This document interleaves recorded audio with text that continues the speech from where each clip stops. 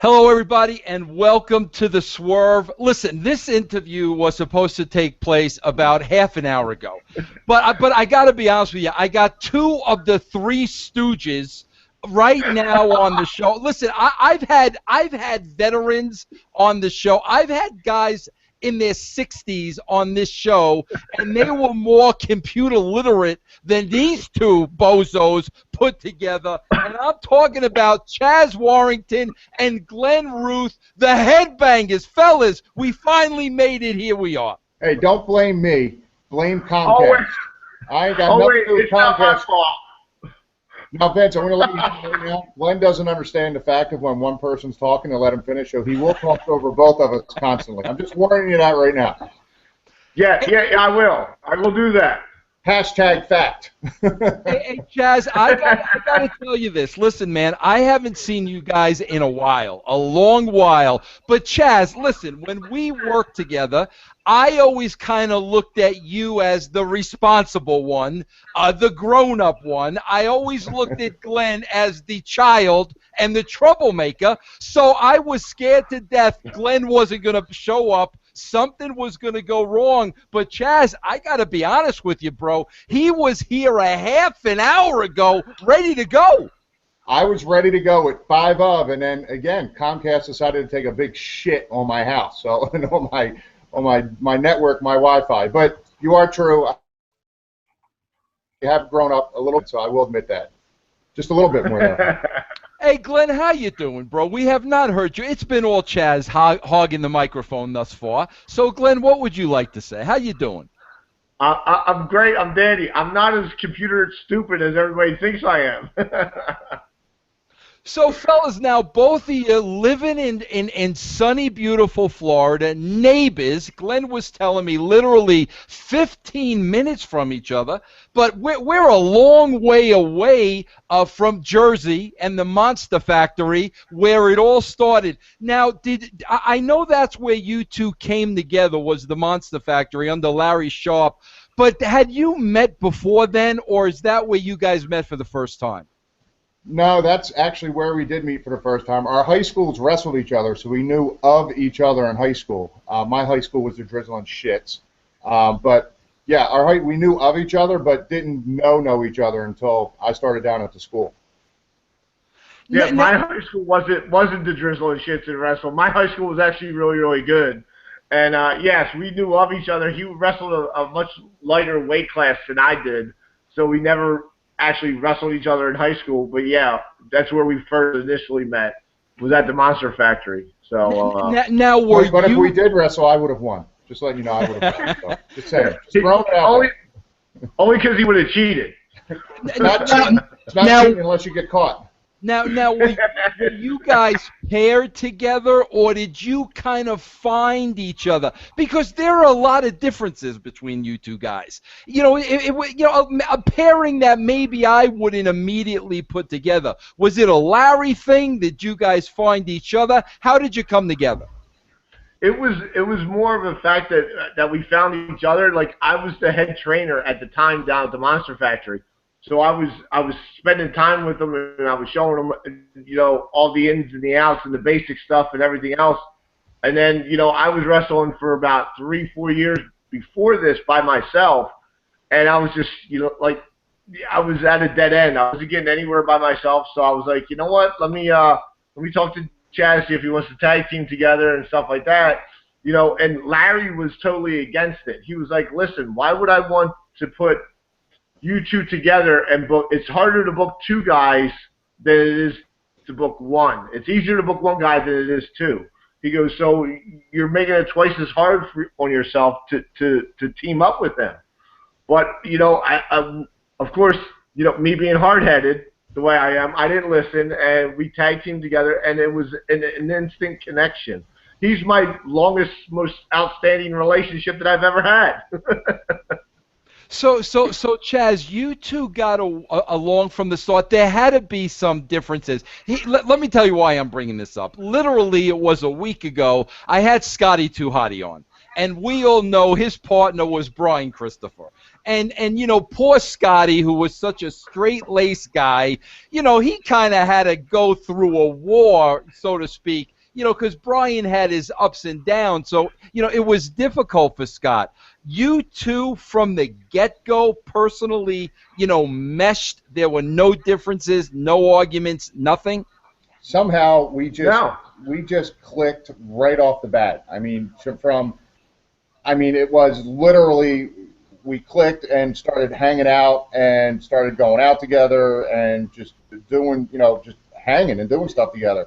I mean, the times we had little squabbles with each other were stupid, and it was over and done with because we both knew, you know, when we first got together what the goal was and where we wanted to get to. And then, again, we got along so well. I mean, granted, there's stupid things that annoyed me and stupid things that annoyed him, but they were so minor, it didn't really matter. Now, Glenn, from the get-go, it wasn't originally the Headbangers, correct? I was reading up today, and you were doing some kind of gimmick as the Spiders or something like this. It wasn't originally the Headbangers from the beginning, right? No, it was I was wrestling in singles, and I was called the Spider. And then once me and Chaz got together, we revamped it, and we called ourselves the Spiders. But then Chaz came up with, oh, wait a second, there's a movie out called Arachnophobia. Let's be the Arachnoids. And so we were the Arachnoids, Spider 1, Spider 2. And here's what's so funny, Vince, is one of the first times that we tag teamed together, we kept our hoods on all the time. We did everything with those hoods on. So we're out there and everything else, and my mom comes up to him and just smacks him dead in the face. And she goes, "This is for everything that I know you're going to do together." And they literally, when we were in our spider outfits, they could not tell us apart at all. It was neat. So yeah, and then we started out as the Arachnoids, just to add to that, and we went to Memphis for the first time, and Lawler walks up to us, Jerry Lawler walks up, and he goes, "The fuck is an arachnoid?" And I go, "Well, it's, you know, more than one spider, it's spider-like." He goes, "You're in Memphis, Tennessee. People aren't smart here. You're now the Spiders." And we said, "Okay, we're the Spiders. It doesn't matter, whatever." Hey, when you guys went to USWA, was Jerry Jarrett still involved in that? No. No, so it was basically Lawler running the promotion back then. It was Lawler and Randy Hales. Now was Jeff Jarrett working there back then? Jeff wasn't there the first time we went. Who was up top at USWA at the time? Anybody we'd know? Well, Brian was there. I'm trying to think. PG-13 wasn't there yet. No. Dundee wasn't there. It was Eddie Gilbert was there, or not Eddie. Yeah, Eddie was there. Doug was there. You got Reggie B. Fine. Yeah. I'm trying to think who else was there. Now, hey, Chaz, let me ask you this, though, because, listen, bro, I spent my share of time in Nashville, and I'm just going to be brutally honest. Coming from Long Island, coming from the East Coast, I was not a fan of Nashville. I lived in Atlanta. I was not a fan of Atlanta. You know, I'm not a Southern guy, bro. I mean, there's just something about the South that's not me. But listen, bro, here you guys are coming from Jersey, the Monster Factory, growing up in Jersey. All of a sudden, bro, you're in Memphis, Tennessee, and Lawler hit it head on. The people are different. Was that difficult for you guys? It was definitely a culture shock right off the bat. I mean, I can remember walking into a store and having someone hold the door open, and we both stopped and looked at him and said, "What are you doing? Like, are you attacked? Like, are you coming at us? Like, what are you doing now?" And they're like, "Well, I'm just holding the door." Like, the culture shock was that. And then the speed, as you know, is much slower than the Northeast. But you know what? We adapted to it, and I actually didn't mind it. I adapted to it. It was fine, and it kind of, I think that being down there for that long kind of toned me down, and I kind of adapted it, and it kind of slowed me down a little bit, if that makes sense. Yeah. What about you, Glenn? Yeah, I totally agree. I think, you know, at that time that we went down there, it definitely taught us, you know, the difference between, you know, when to do things the right time and, you know, in wrestling. And then just the people in general were it was weird. They were kind, considerate. People would let you go in front of them with, at a red light or something like that. They would hold the doors open for you. They would say, look you in the face and say, hey, hi, how are you? Good morning, good afternoon, whatever. It was, it was definitely different. And, the Southern women aren't too bad themselves either. Yeah, I swear, man. Listen, it was 10 years ago. I mean, only 10 years ago. I swear to God, we used to be at the fairgrounds in Nashville. When I was the loud New Yorker. I'm not kidding you guys, bro. When I used to come out of the arena, those people were so hot at me, and they believed it. And I literally had to say, guys, listen, wrestling is fake. What you just saw in there is not real, because they took it so seriously and wanted to freaking kill me. I thought the days of Andy Kaufman were over, but they still believed wrestling was real 10 years ago in Nashville. Oh, yeah. I remember there's been times in Arkansas when we were still wrestling as the Spiders for Burt Prentice and Ozark Mountain that we were chased from the ring with knives, leaving the ring and not knowing, and all of a sudden, like, having people push us to the back and turn around. It was a big scuffle because we were being chased. So, I mean, I don't want to. I guess the mentality down there is way different, but yeah, they still believe. Yeah, it's crazy. I mean, it was even the same way when we went over to Smoky Mountain. I mean, it was way overboard. I mean, it's so funny because it always reminds me of that one guy going, "Wrestling's still real to me, damn it." Hey, Glenn, no kidding. I had him on my show last week. I swear to God, bro, I had the guy on my show last week, and he's still the same exact guy, bro. Hey, let me. You gotta love people like that. Those are the people that are keeping the business alive. People. Yeah, like bro. Yeah. I loved having a conversation with him, Chaz. Oh, yeah. It was interesting as heck to me. I respected him. I loved it. Let me ask you guys this: when you talking about Smoky Mountain now, when you went to Smoky Mountain, I'm assuming you were working with Cornette, correct? Yes, Cornette. We were in Arkansas with Burt for Ozark Mountain. We reached out to Cornette. He got back to us, and he said, look, I'd love to have you guys in. He goes, but I'm going to be honest. He goes, I hate those masks. He goes, I hate the spiders. I hate the masks. And Glenn and I said, well, you're going to pay us $100 a night, so we're in. Whatever you want us to do, because $100 a night back then was a gold mine. I mean, hell, it's a gold mine now, but still.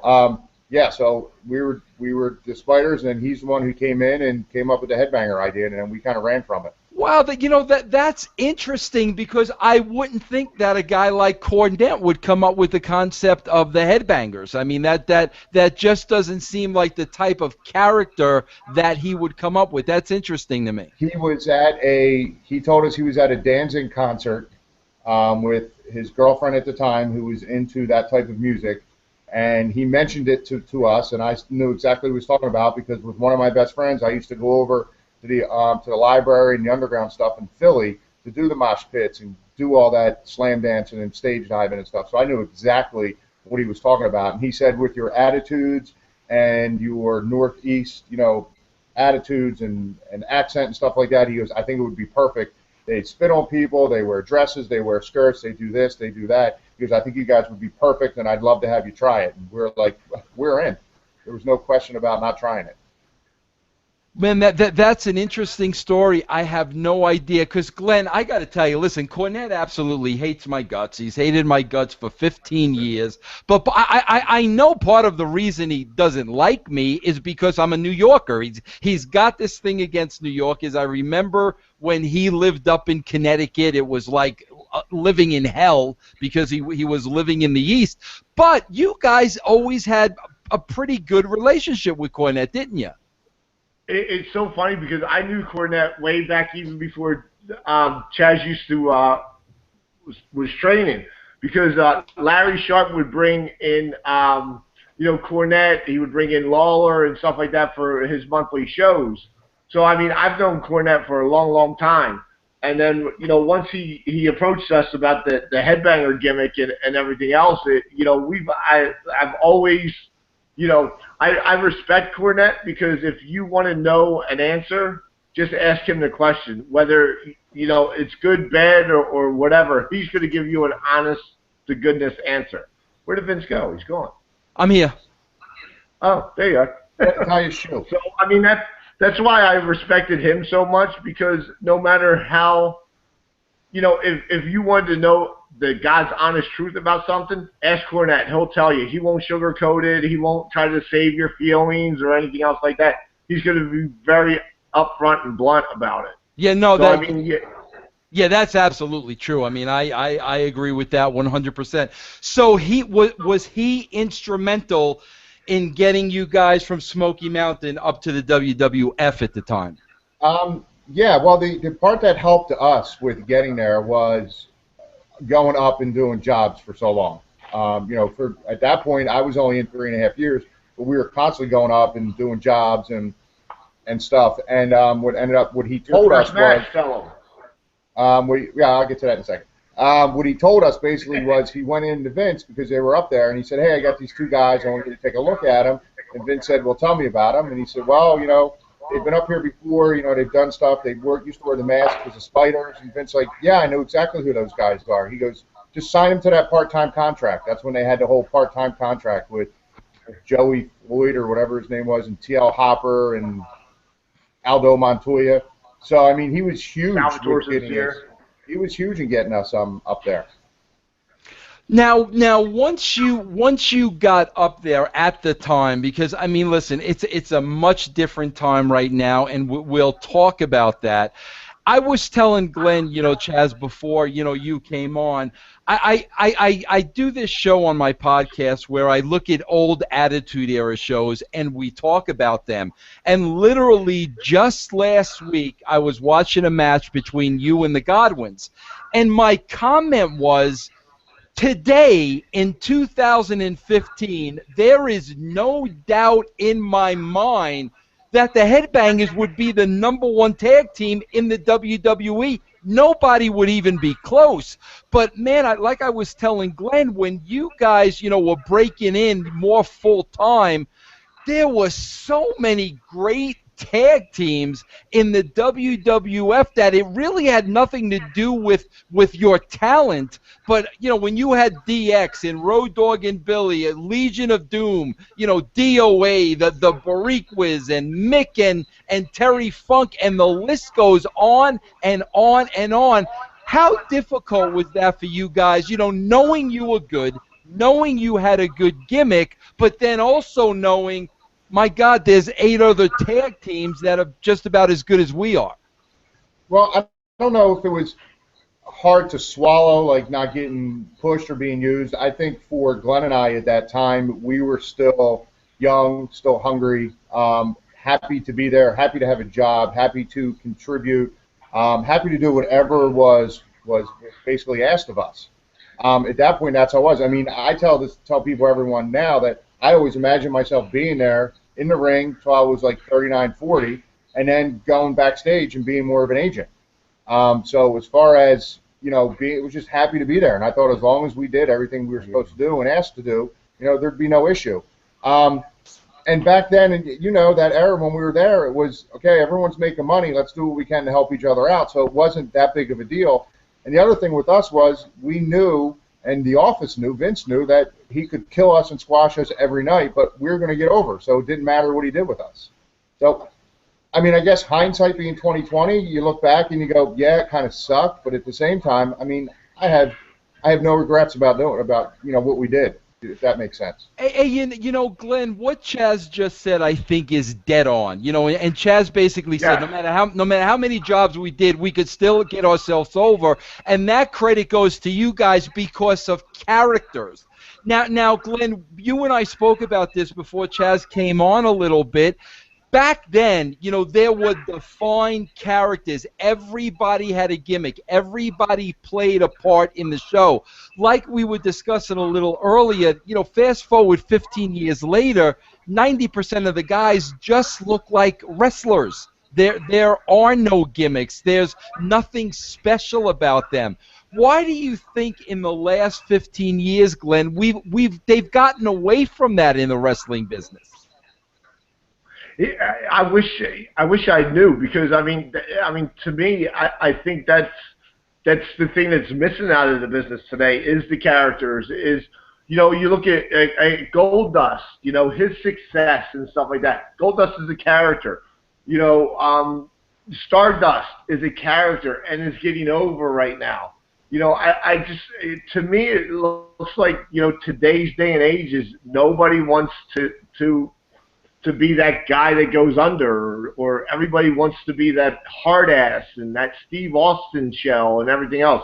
There's only one Steve Austin. There'll always will be one Steve Austin. These guys that try to duplicate it, it doesn't make any sense to me. I don't understand why there's not more characters, you know, that always worked in wrestling. I think. So, I mean, I have. My opinion on that is part of the fact that there's no competition.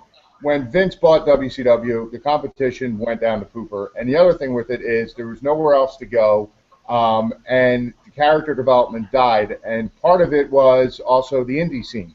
The indie scene shriveled up and went away. There's no territories. There was no USWA, no Smoky Mountain.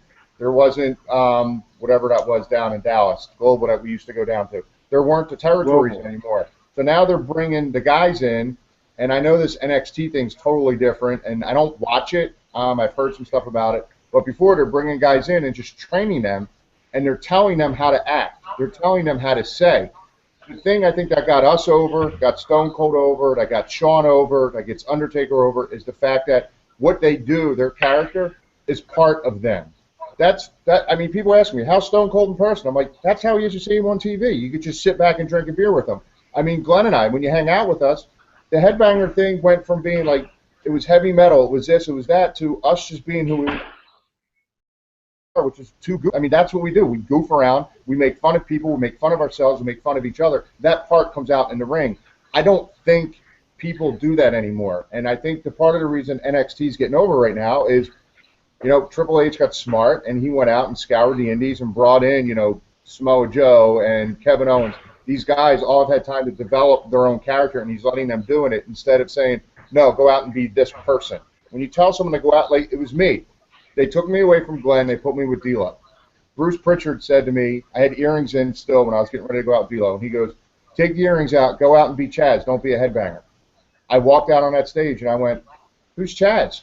I had no idea who to be. So, I mean, there was no time for me to figure out who I was or what to do.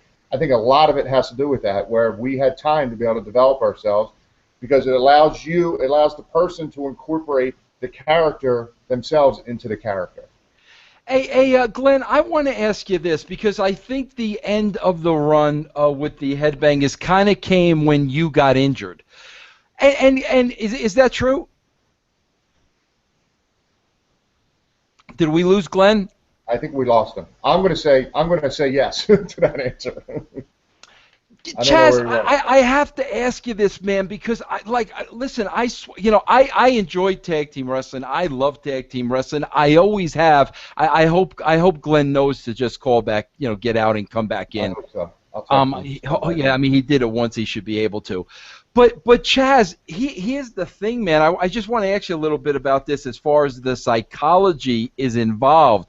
And like I said, I had the same conversation with Scott Taylor and Scotty Too Hotty, and the circumstances were a little different. But bro, like, now when you get over as a team, you're depending on somebody else. Glenn never had any issues with, drugs or alcohol or anything like that, but he gets injured now, and that affects you.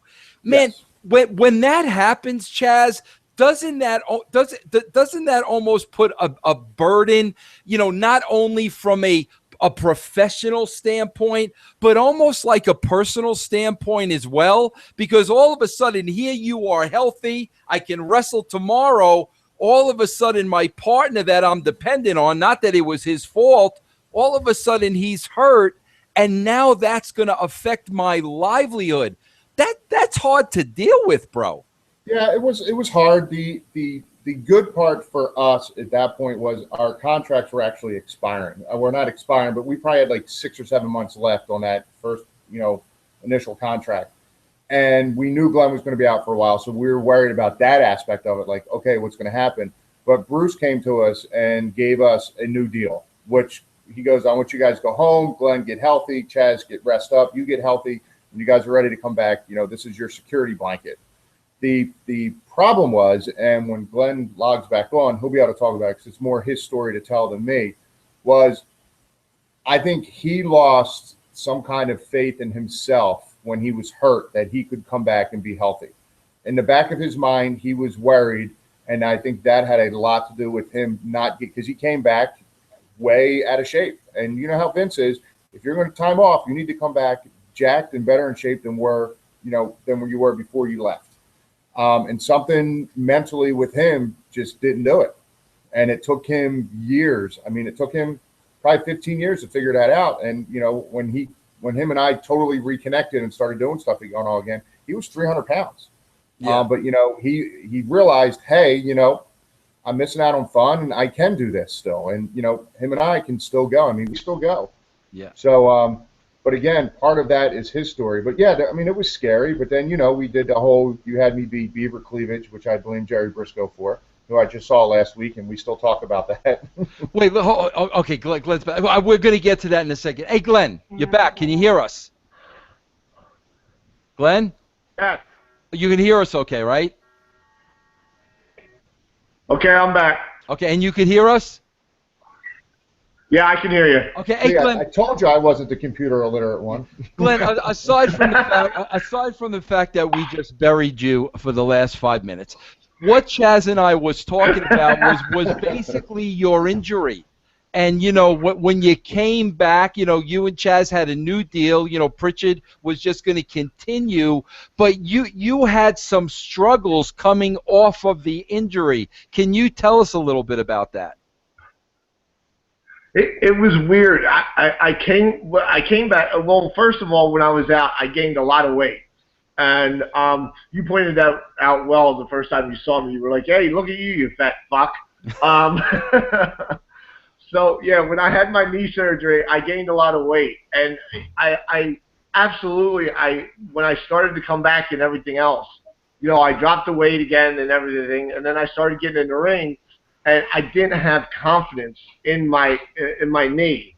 And it was making me run. It was making me take stutter steps when I was running and everything else. So Bruce decided to send me down to Memphis to the MCW, the training camp at the time and stuff like that, and to work everything out and to get back in ring shape and everything else. And, for the life of me, I could not – it sounds weird, but until you have an injury like this, I guess you don't understand. I didn't have the confidence in my knee to do the things I once did before. So, I mean, I don't know if that's a great reason or not, but it absolutely took me probably 10 years to get over it. I mean, when I wrestle now, I don't even pay attention to it. I don't wear a special brace on it or anything else like that. Yeah. Now, go back to that real quick. I think part of that too. I think if there's one, people always ask me if I have regrets of anything I did or didn't do, and I say no. But thinking back to that and what Glenn just said, and I kind of said the same thing. Probably the one regret I had was when I would walk into his house and he was laying on the couch with 3 double cheeseburger wrappers on the floor and a case of fucking chicken nuggets on his stomach and just getting fatter and fatter. Was me at that point. I still kind of looked at ourselves as almost not equals. Like Glenn was, to me, in my mind, was always up here. And I was always kind of down here because he's the one who trained me and stuff. I probably at that point should have spoken up and been like, dude, what are you doing? But I didn't. And then, you guys were kind of splitting us up with the whole, what we were doing, the Beaver Cleavage thing and the other thing. So I kind of didn't. But thinking back, that's probably one regret I had, that I should have spoke up and, slapped him around a little bit. And maybe it would have helped, maybe it wouldn't. I don't know, but. And you know what? And it's probably, that's probably my biggest regret also, is letting myself go and letting that injury overtake everything that me and Chaz both worked so hard to get. That's my biggest regret, is letting that overwhelm me the way it did. Now, Chaz, let me ask you this, and and please be totally honest with me, and I know you will. I shouldn't even have to say that. But now, Chaz, I would know that. Listen, human instinct, human feelings. I would have to think that, you would have to have some kind of animosity towards him a little bit, because here you are healthy, and even though you're not saying it, in your mind you got to be saying, bro, what the freak are you doing? You're killing us over here. And you couldn't have understood what he was going through mentally and psychologically, because, I mean, you weren't in his shoes, so you couldn't understand what he was going through. So I would have to think that was probably a very difficult time in your relationship. Was that what led to you guys not speaking to a good number of years? In my mind, no. Glenn's story may be a little different, but mine, no. I mean, did I have some animosity? Yes. But the thing is, as close as Glenn and I were at the time, for some reason, it's something like that. And again, I wasn't comfortable because, again, I always kind of looked at Glenn as my superior. And it would have been like mouthing off to my boss to me. So I kind of held it in and didn't really say anything. I don't think that factored into it. I think a lot what factored into Glenn and I not talking for a while was kind of when he left and I kind of left, and then I moved to Florida way before him. I think him kind of, like he said, the regret of, messing up the team and messing up what we had and stuff like that. I think that did it, because there was plenty of times where I kept reaching out to him and there'd be no contact back. And I was like, well, I was trying to stay in touch, and, if he's not going to call me back, there's nothing I can do. And Glenn, again, we weren't, as close as we were, I wasn't comfortable approaching him and talking to him about something like that, which was really weird. But at that time, that's where I'm a different person now. Like now I have no problems saying to him, hey, what the fuck? You know what I mean?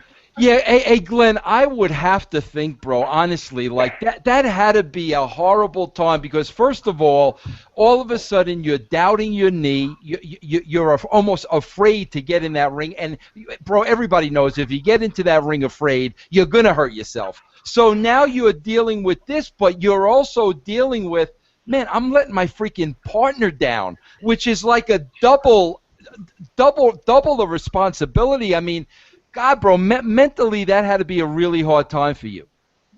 The hardest thing is knowing that I was letting myself down, letting him down, and letting this knee injury happen. And then as I'm doing all this and everything else, I'm seeing, almost him starting off on a new direction with D-Lo, with everything else. And it was very hard for me. I kind of felt, like I was just, at the time, and I know he had nothing to do with it, Chaz himself, but I mean, I felt like I was pushed aside and everything else, and like I couldn't get over that, and it was very hard for me trying to fight back from my knee and then trying to, get back to where I was, and then I was seeing that, and I kind of, it was hard. It was definitely hard. Hey, Glenn, I just want to tell you guys, listen, I've been called the Oprah Winfrey of podcasting, and people have come on this show and cried. So, Glenn, I want to let you know, if you want to cry at any point with that story, you won't be the first one, bro. It'll be totally. We're gonna hug. We're hugging right now. But hey, Chaz, you may want to cry over the Beaver Cleaver scenario, which is still one of my proudest accomplishments in the history of my life. But how is Jerry Briscoe tied into this, bro? Here's how Briscoe falls into it. Is when I first started, as you know, when I signed with WWF, I was only in 3 years, not even a full 3 years when I signed. I had never been overseas. I hadn't been anywhere but, just Memphis and Knoxville. So first time we're going overseas, we're going to Kuwait. Briscoe has my passport, which happened to be when I was about 18 or 19, the picture was taken. And he goes, you look just like Leave It to Beaver. And then when you approached me with the whole idea, I was like, ugh. So Jerry takes claim for that. And it was funny, last week I was wrestling in Tampa, and he came to the show, and I still greet him as Dad. he still greets me as Beeve. And that's what he said. He goes, "Hey, Beeve, how are you?" Now that character and gimmick was way ahead of its time. And you know what the funny thing is, bro, people try to take jabs at me with that, and I like look at them and I go hysterical. I'm like, bro, that was like perhaps the greatest thing I've ever did. And I tell people all the time, they're like, "What did you think of it?" Like, you walked off the set, and I'm like, "Yeah, again, it's called wrestling. And second of all, it was the greatest thing." I said, my face was buried in boobs every single night. I said, I would have ran with that. I would have had so much fun with that gimmick. Hey, Chaz, I got to tell you this. Glenn, I got to tell you this. But I got to tell this story. But listen, will your wives and kids not watch this interview? Can we make it a point for them not to watch this interview? Mine won't. Okay, Glenn. Yeah, mine won't either. Yeah, Glenn. Anyway, Yeah. Glenn, this has nothing to do with you. Chaz is going to get all the heat on this. So Chaz, nobody, your son, nobody's going to listen to this. Correct. All right, thank God. Okay, can I tell this story? Yes, please. Chaz, I want to tell you something. When I was working at the WWE, okay, if you notice, whenever a show was over, you know, everybody would go to the bar. Vince Russo always went straight up to his room, never went to the bar. Okay? Okay. Chaz, I've never told this story before. We're breaking ground here. Okay? You are the reason I never went in a hotel bar in my entire wrestling career.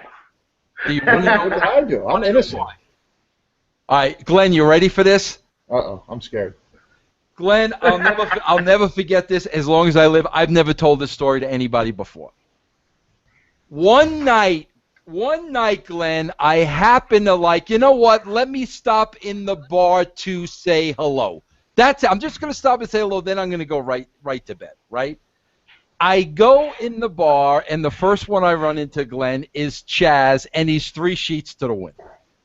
Okay? Now, Glenn, not for nothing. He's with some girl who, I mean, with no disrespect, Chaz, was a little on the beastly looking side. It wasn't me. That wasn't was our even there. contest. We used to have contests over that. Oh, well, he won that night.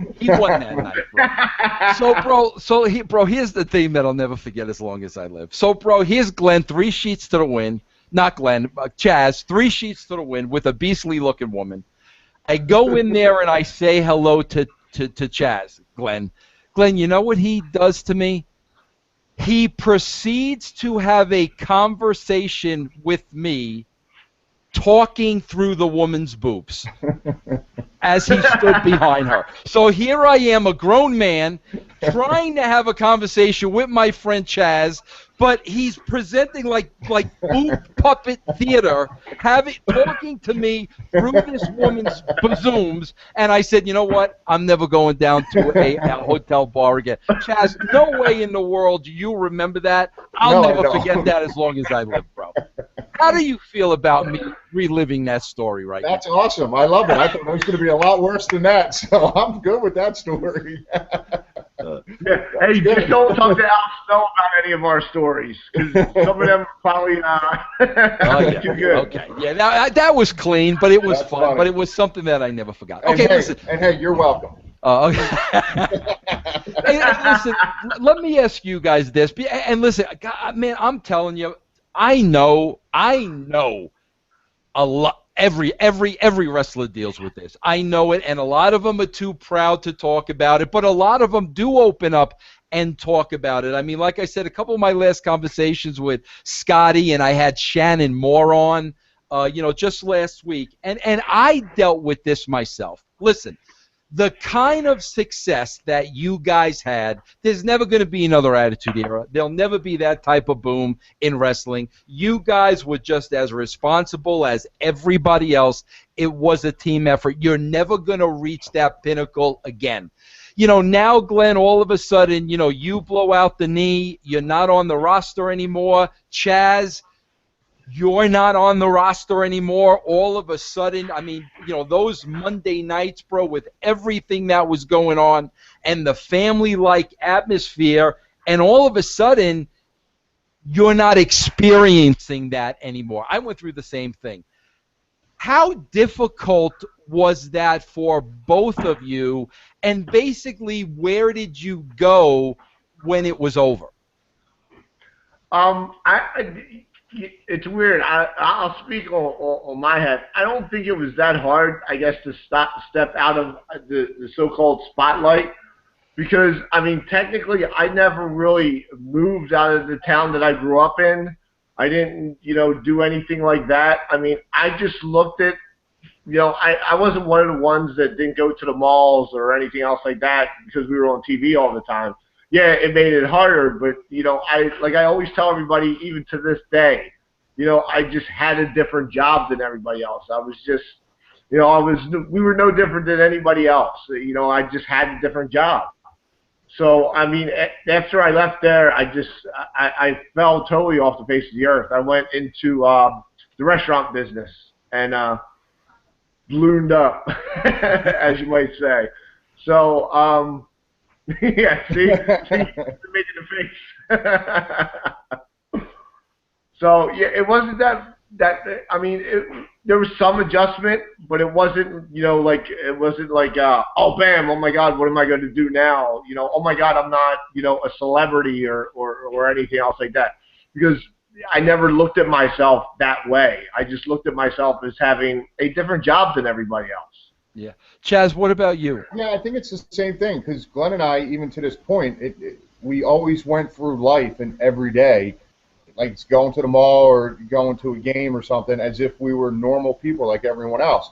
For me personally, it was, I have this great job that happens to put me on TV doing something I love to do that I've always wanted to try and do.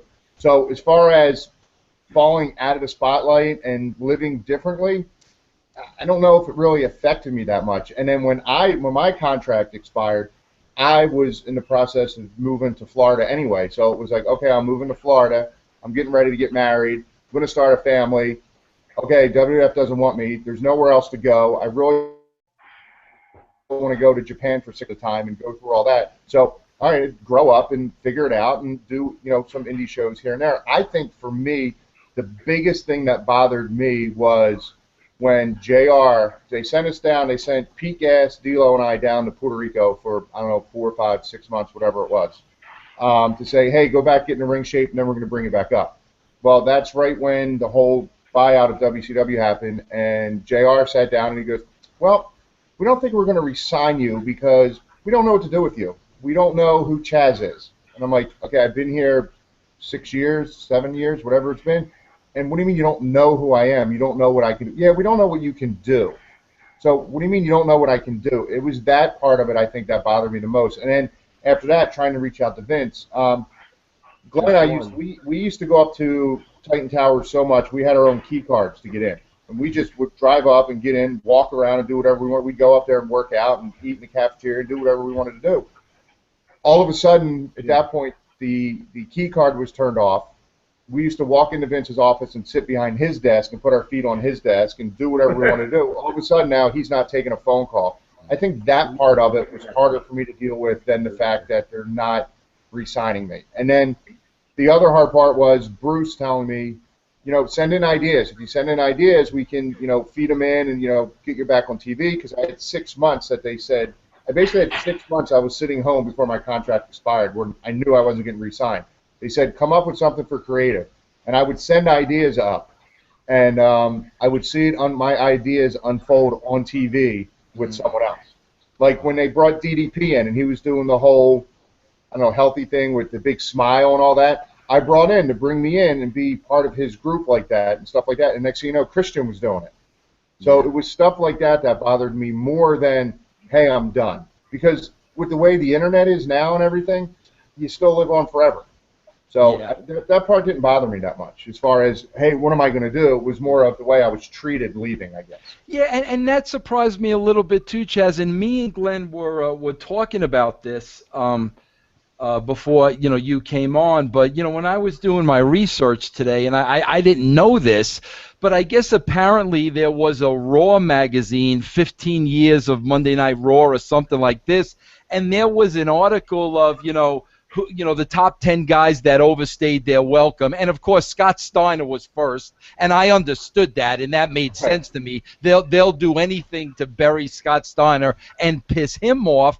But then when I saw that you guys were second, I was like, where did this come from? Like, I totally did not get that. So I immediately assumed, well, I guess they had some heat that I didn't know about. But in talking to Glenn, there wasn't.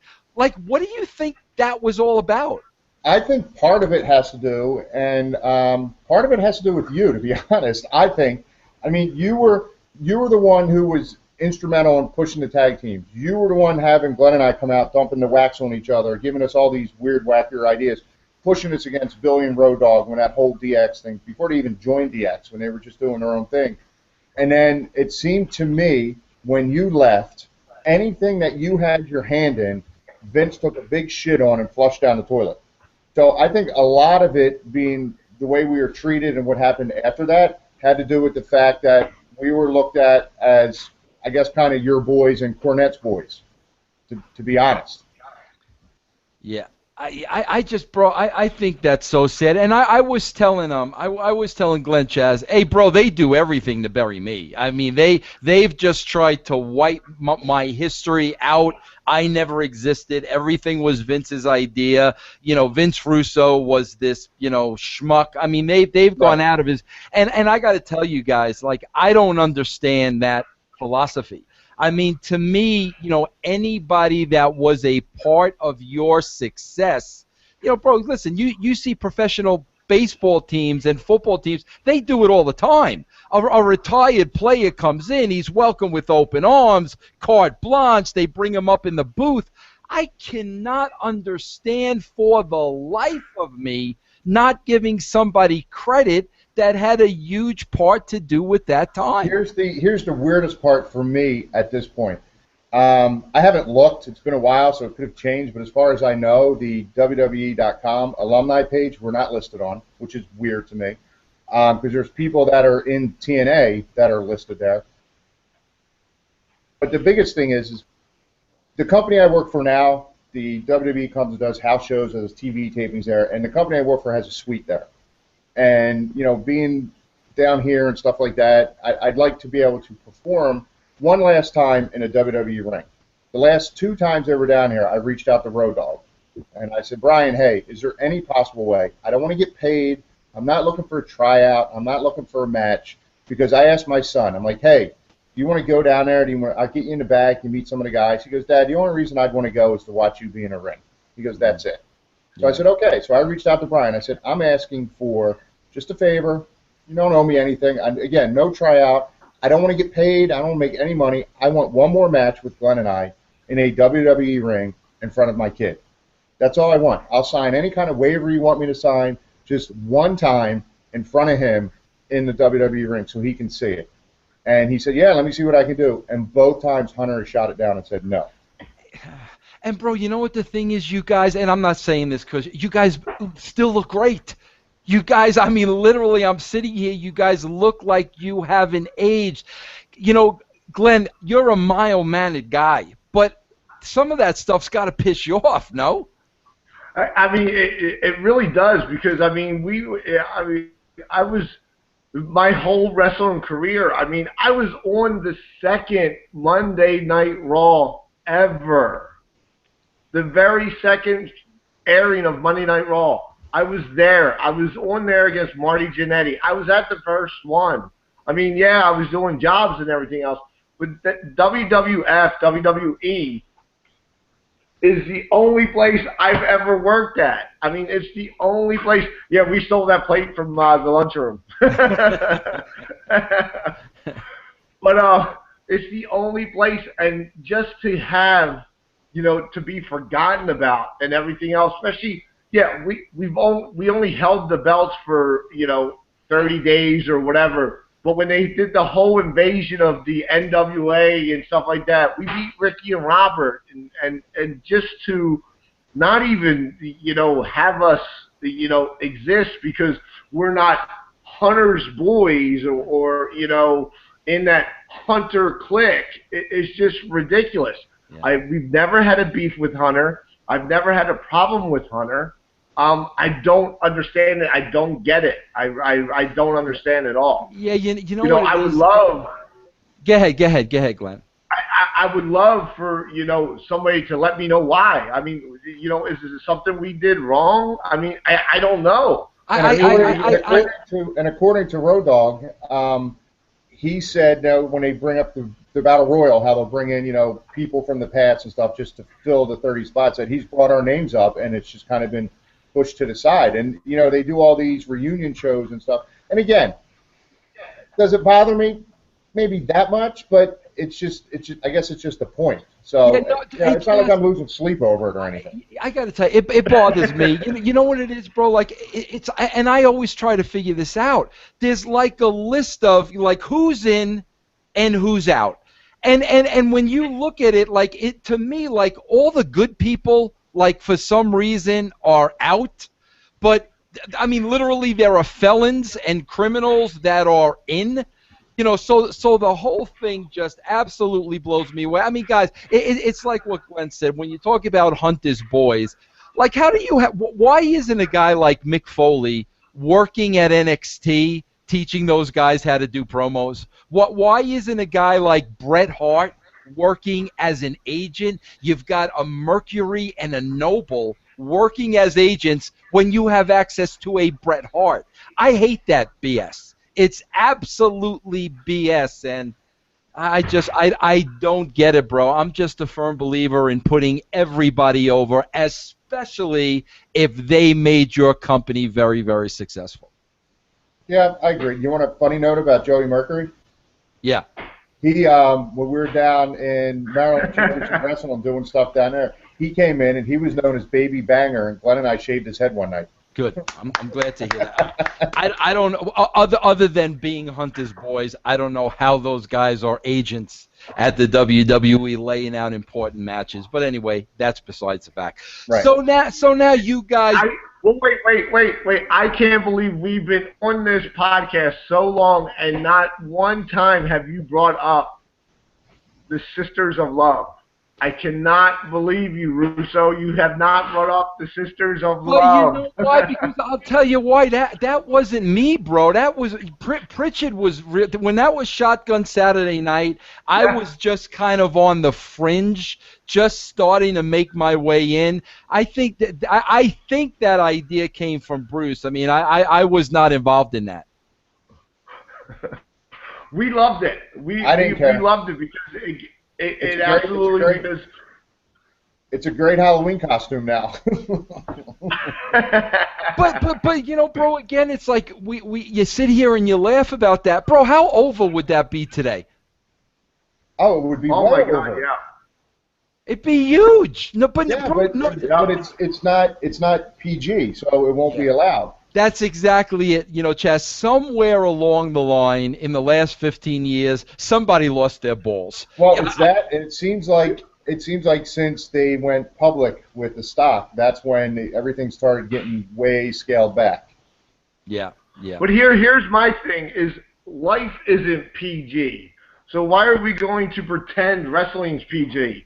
If we want, wrestling to imitate life, it should be the way it used to be. It should be, that's what made the Attitude Era so believable. It was like, yeah, everybody wanted to go in and go to their boss, fuck you, like Steve was doing every single week and everything else.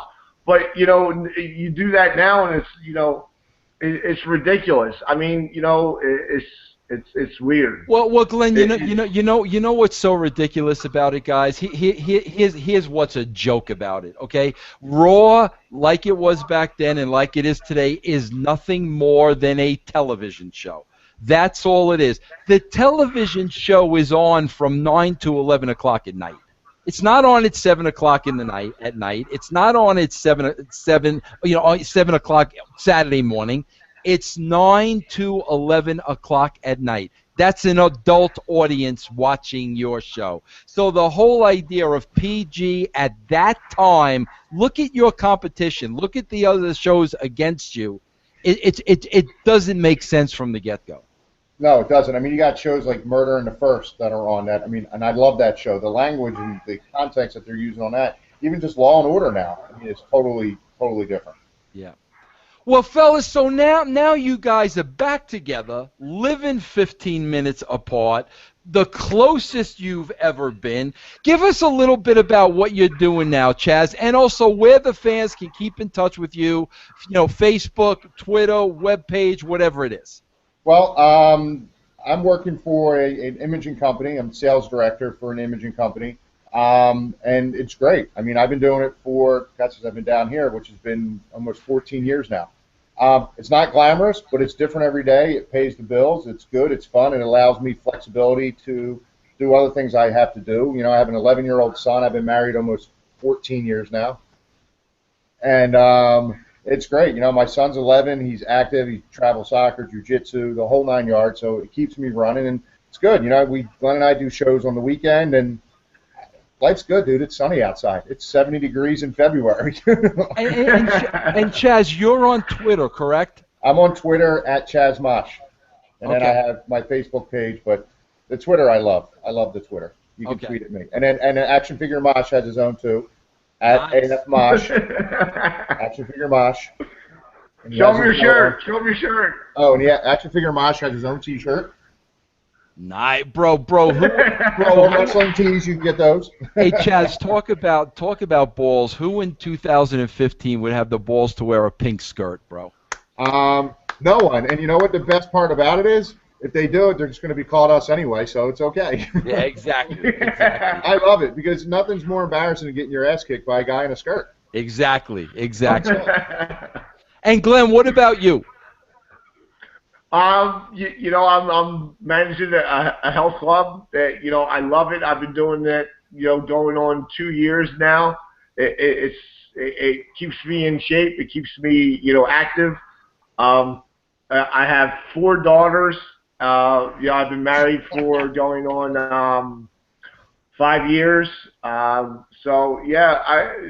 just loving living down here. I should have did it, 15 years ago when Chaz told me, hey, you should move to Florida. I should have listened to him back then. Hey, Glenn, he's always been the voice of reason. Hey, Glenn, with the 4 girls, no way when they bring shady guys home, you're this happy-go-lucky Glenn.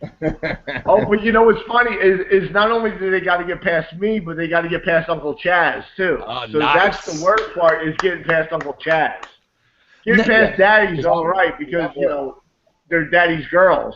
Getting past Uncle Chaz, that's a whole different ballgame. Now, Glenn, I know you're on Twitter too, correct? I'm on Twitter at GR Thrasher, and then I have 2 Facebook pages. They're both Glenn Roost and everything.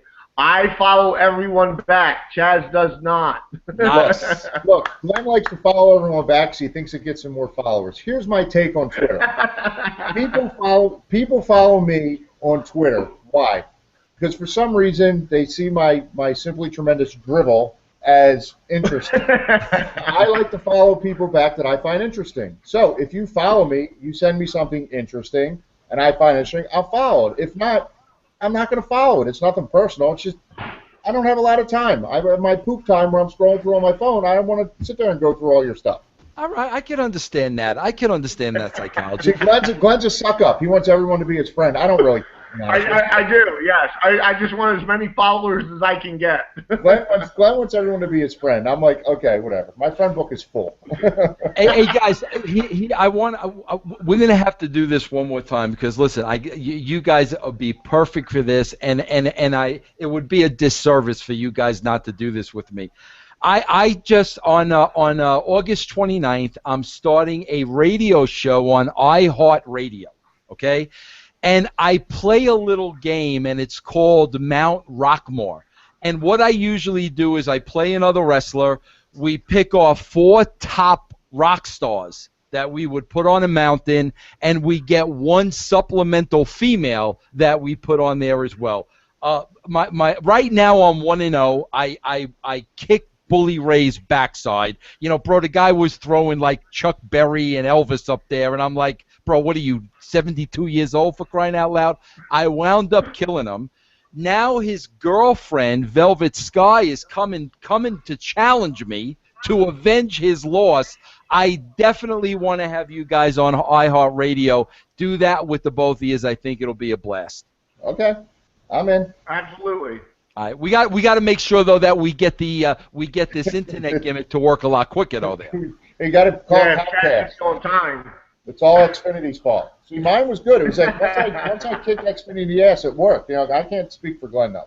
Different story over there. Guys, listen, man, I want to thank the both of you today for joining me at the same time. Having you on here together was a great experience, not only for the fans, but for me.